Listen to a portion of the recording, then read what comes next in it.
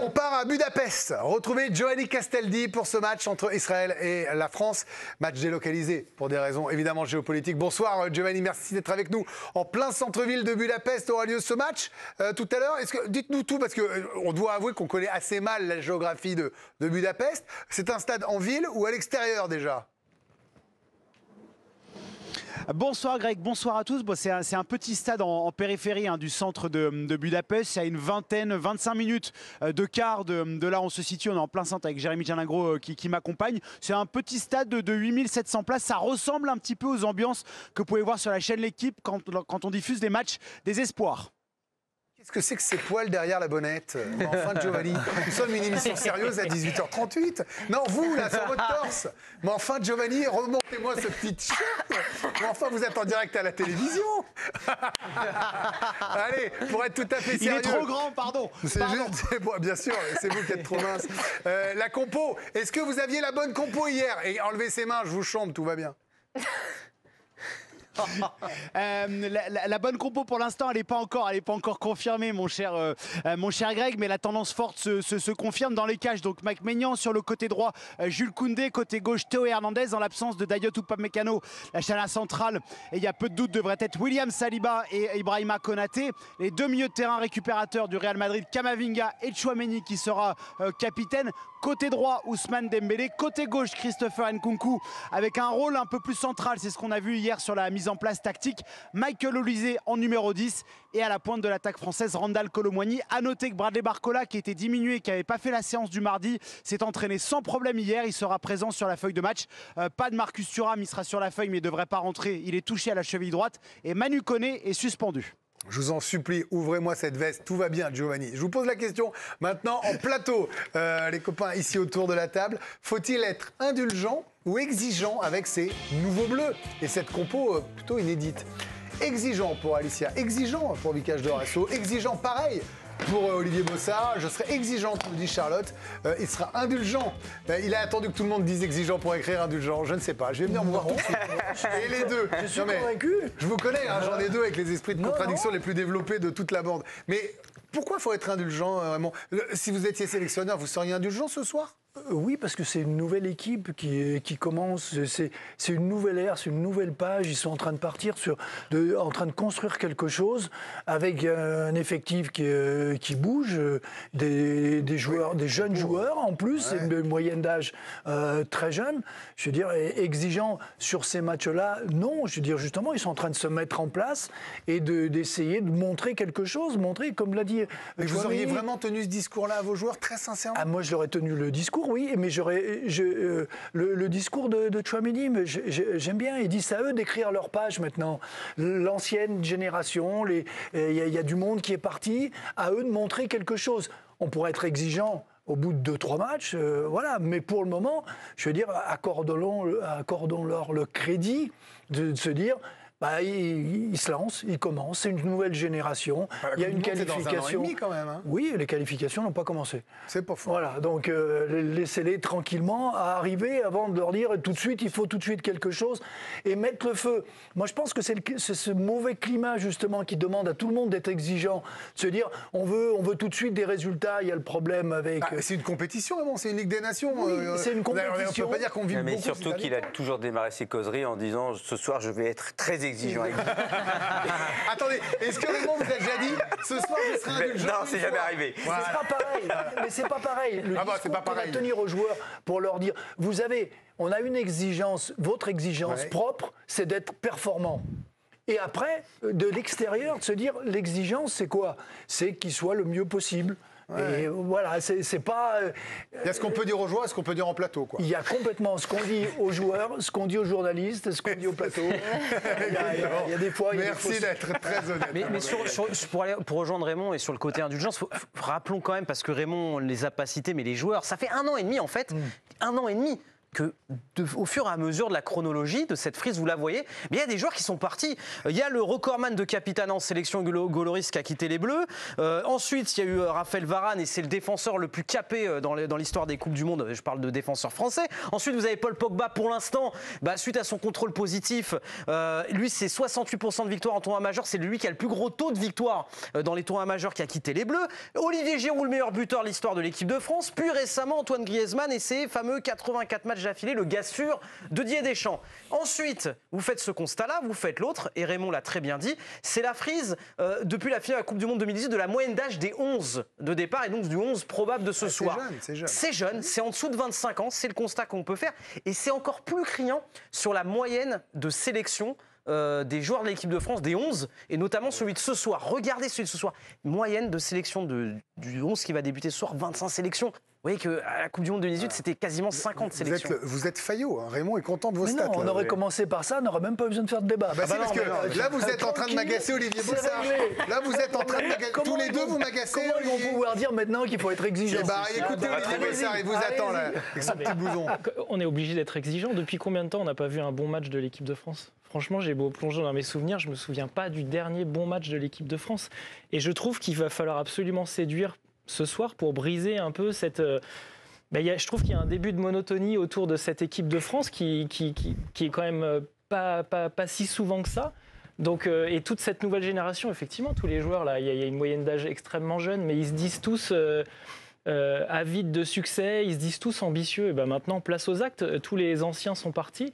Ça va être à eux de sortir un petit peu de leur zone de confort et de montrer qu'ils peuvent être là ce soir. Et puis, pardon, mais en face, l'adversaire est quand même relativement faible.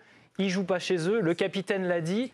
C'est très difficile, vu les circonstances et tout ce qui se passe dans le monde entier, de jouer.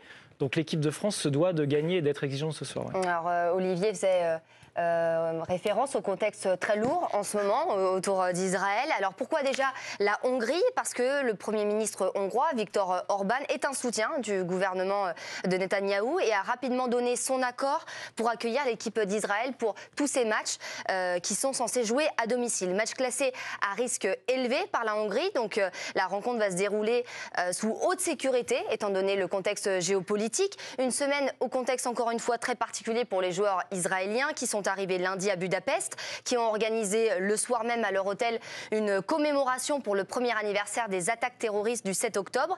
Certains joueurs de l'équipe, dont la pépite Oscar Glouk, dont on parlera un peu plus tard, ont perdu des amis proches sur le front de Gaza.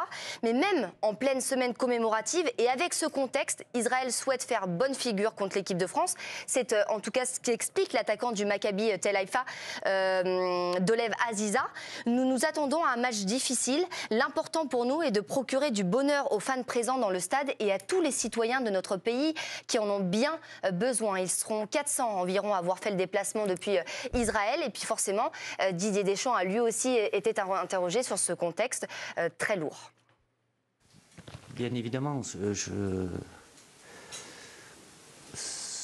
il faut faire en sorte que ça reste un match de foot. Parce que ça n'est un, mais évidemment qu'il y a un contexte qui est très tendu. C'est une réalité, malheureusement. Oui, c'est clairement une réalité, mais on sera sans doute plus au fait de ça quand il y aura ce match en novembre qui doit se dérouler en France, pour le moment au Stade de France. C'est vrai que l'axe et lieu à Budapest, finalement, nous éloigne un peu de cette réalité. Comment on aborde un match comme ça? Est-ce que c'est différent, Charlotte, ou un joueur de foot, une fois qu'il rentre sur la pelouse, il entend les hymnes, il y a 3 points à prendre dans la compète, il joue. Un joueur, il fait abstraction de ça, j'imagine, non? Oui, forcément, quand ils rentrent sur le terrain, il a envie de jouer, mais ils ne sont pas enfermés non plus dans leur bulle, hein, ils savent ce qui se passe autour. Bien sûr.